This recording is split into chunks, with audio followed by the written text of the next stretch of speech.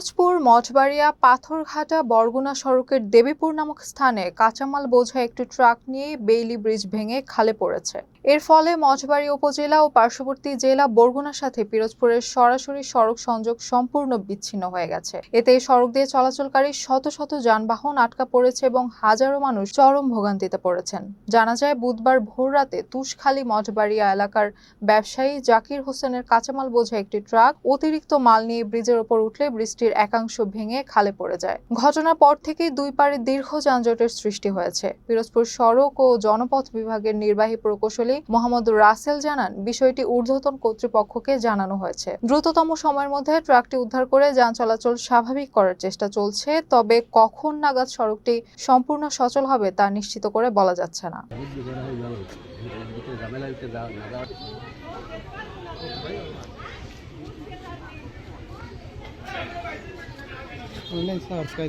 কালকে 11টায় কারেন্ট গেছে হয় না।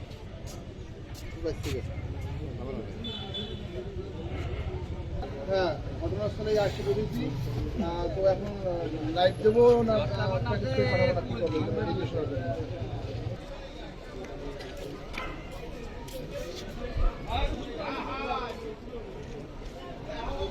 এই একজনের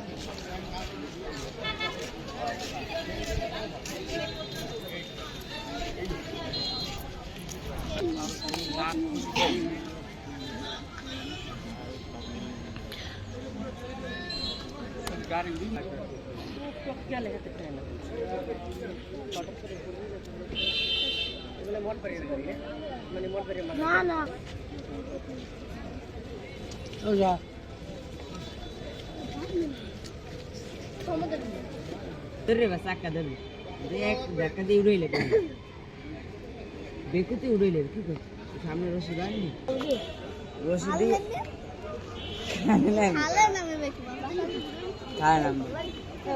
এসে না এর নাম খালে বে ছেড়ে দেন মোবাইলটা।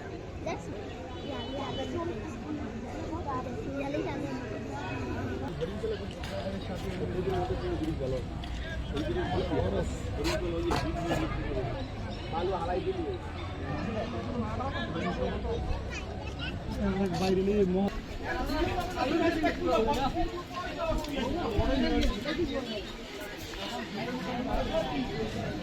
সব লেখুন না।